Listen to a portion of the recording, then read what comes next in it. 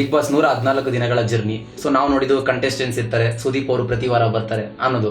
But ಅದ್ರ ಹಿಂದೆ back drop ಅಲ್ಲಿ ಯಾವ ತರ ಟೀಮ್, ನಿಮ್ಮ ಟೀಮ್ ಹೇಗಿತ್ತು? ಸೊ ನೀವು ಅದಕ್ಕೋಸ್ಕರ ಪ್ಲಾನ್ಸ್ ಯಾವ ತರ ಮಾಡೋದು, ಹೇಗಿತ್ತು ನಿಮ್ಮ ಟೀಮ್ ಪೂರ್ತಿ ಜರ್ನಿ ಹೇಗಿತ್ತು ಆಫ್ ದಿ ಬ್ಯಾಕ್ ಗ್ರೌಂಡ್ ಅಲ್ಲಿ?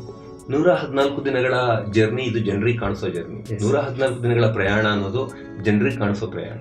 ಆದರೆ ಈ ಪ್ರಯಾಣದ ಹಿಂದೆ ಸಿದ್ಧತೆಗೆ ಕನಿಷ್ಠ 1 ತಿಂಗಳ ಸಮಯಾವಕಾಶ ಬೇಕಾಗುತ್ತೆ. 1 ತಿಂಗಳು ಹಗಲು ರಾತ್ರಿ ಬೇಕಾಗುತ್ತೆ. ಅಂದರೆ ಒಂದು ತಾಂತ್ರಿಕ ತಂಡ, ಟೆಕ್ನಿಕಲ್ ಟೀಮು ಹಿಂದ್ಗಡೆ ಕೂತು ನಾವು 1 ತಿಂಗಳು ಹಗಲು ರಾತ್ರಿ ಕಷ್ಟಪಡದೆ ಆ ಶೋ ಆಗಲ್ಲ. ಕನಿಷ್ಠ 2 ತಿಂಗಳಿಗೆ ಮೊದಲು, ಈ ಪ್ರಯಾಣ ಶುರುವಾಗೋದಕ್ಕೆ 2 ತಿಂಗಳ ಮೊದಲು ಇಡೀ ಟೀಮು ಕೆಲಸ ಶುರು ಮಾಡಿರುತ್ತೆ. ಕೊನೆ 1 ತಿಂಗಳು ಹಗಲು ರಾತ್ರಿ ಕೆಲಸ ಆಗುತ್ತೆ.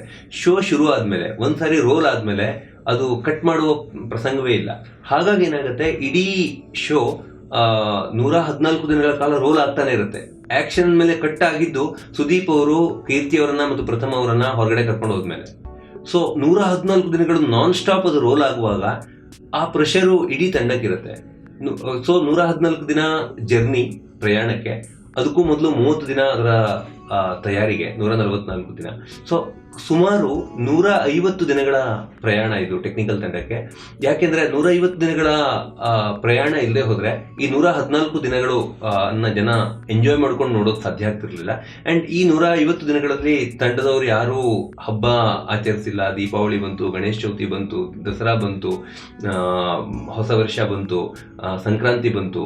ಇದು ಯಾವ ಹಬ್ಬಕ್ಕೂ ನನಗೆ ರಜೆ ಕೊಡೋಕ್ಕಾಗಲಿಲ್ಲ ಅವರಿಗೆ, ಅಥವಾ ಅವರನ್ನು ಕಳ್ಸೋಕ್ಕಾಗಲಿಲ್ಲ, ಅಥವಾ ನಮ್ಗೆ ಯಾರಿಗೂ ಶನಿವಾರ ಮತ್ತು ರವಿವಾರದ ರಜೆಗಳು ಸಿಗಲಿಲ್ಲ.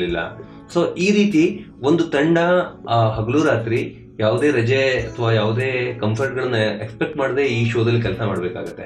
ಸೊ ಆ ಪ್ರಯತ್ನವನ್ನ ನನ್ನ ತಂಡ ಬಹಳ ಸಮರ್ಥವಾಗಿ ನನ್ನ ಬೆನ್ನಿಗೆ ನಿಂತು ಮಾಡಿದೆ.